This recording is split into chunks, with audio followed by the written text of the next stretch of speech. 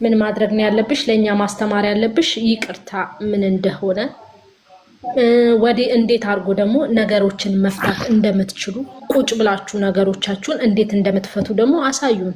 እስካሁን ስታሳዩን የነበረው ብጥብጥ፣ ጭቅጭቅ በነገራችን ላይ በውስጡ ብዙ ትምህርት አለው ስንል ብዙ የሚናደዱ ሰዎች አሉ። ችግር የለውም እኛ እንናደድም ስላወቅን ብዙ ትምህርቶች አሉት። ትዳር ውስጥ ሆነን ስናሳልፍ አንዳንድ ነገሮች ሲፈጠሩብን እንዴት መመለስ እንዳለብን እናንተ ባመጣችሁት ቪዲዮ ላይ ብዙ ትምህርት አለ።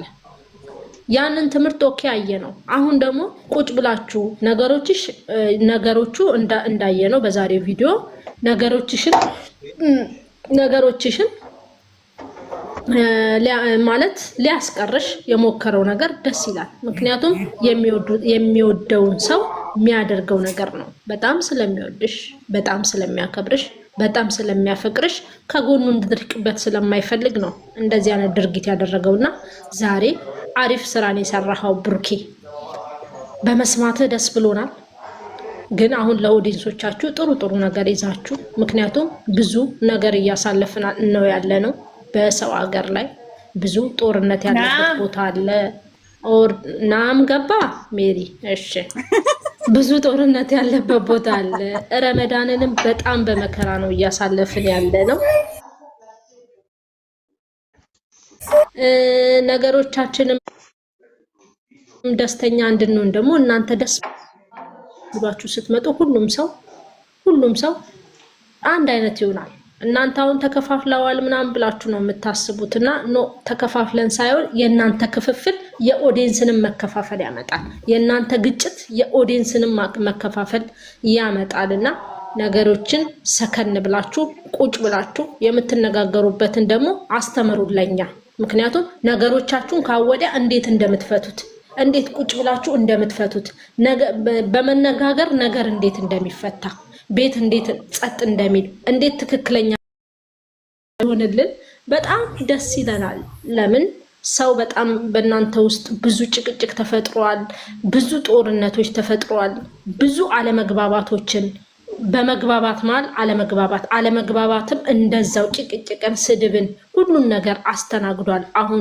አሁን የነበራችሁበት ነገርና አስተካከልኩት። አሁን የነበረባችሁ ነገርና እሱን ነገር ብታስተካክሉልን ደስ ይለናል። አሁን መስማማትን ደግሞ ብትሰብኩን፣ ቁጭ ብሎ መነጋገርን ብትሰብኩን፣ ብታሳዩን አንድ ወጣት ሁለት ጓደኛሞች ወር ደግሞ ባልና ሚስቶች ቁጭ ብለው እንዴት ነው ነገሩን የሚፈቱት ብላችሁ ብታሳዩን እሱን ደግሞ ጥሩ ነገር ይመስለኛል። እቤታችሁም ደግሞ አሁን ታጅበሽ በአበባ በፍቅር ቃላቶች ታጅበሽ ይቅርታ ተጠይቀሽ ያስቀየሙሽም ሰዎች ይቅርታ ጠይቀውሽ ወደ ቤትሽ ተመልሰሽ ቤትሽን ደግሞ ቀጥ አርገሽ እንደምትይጂ ባለሙሉ ተስፋ ነኝ። እንደዛም ታደርጊያለሽ ብዬ ተስፋ አለኝ። አመሰግናለሁ። በጣም አንገቴ ላይ ቆሟል ይሄ ነገር ስራ የሚባለው አማርኛ ጨርሻለሁ። ቴንክ ዩ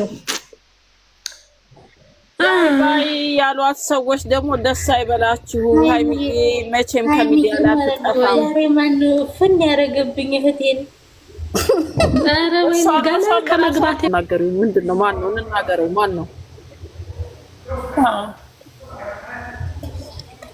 መናገር ፈልገሽ ነው? ላምጣው እናንጣውና እናገር ነው ወይ ምንድነው ጉዳዩን? ያልገባኝማ ይሄን ነገር ከትላንት ጀምሮ ስደጋግሚ ሰማሁኝ። አዎ ማን ነው የሰደበሽ? ማን ነው የተናገረሽ? ማርያም ነው እሱ ነው ተጋግም ስድብ አይደለም አንቺም ድራማ የሚባለውን ነገር ታው እንትን እንዲያት ተብለን እንደው መጀመሪያ ተጥፎላት መሰለኝ።